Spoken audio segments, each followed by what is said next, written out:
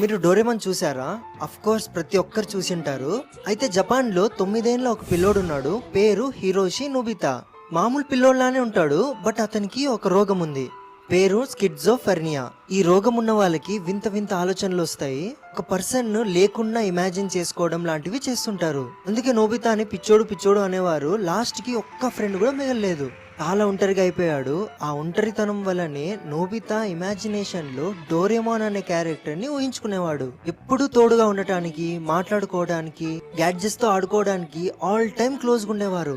జనాలు మొత్తం నోబితాని పిచ్చి పిల్లోడు అనడం స్టార్ట్ చేశారు. పేరెంట్స్ భయపడి నోబితాని డాక్టర్ దగ్గరికి తీసుకెళ్లారు. డాక్టర్ ఏమన్నారంటే అసలు డోరేమాన్ అనే వారే ఎవరు లేరు, ఉట్టి నోబితా ఇమాజినేషన్ మాత్రమే అని అన్నారు.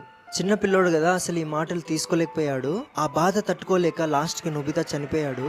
చనిపోయే ముందు ఏమన్నాడంటే అసలు నన్ను యాక్సెప్ట్ చేయని ఈ ప్రపంచంలో నేను ఉండదలుచుకోవట్లేదు అని అన్నాడు.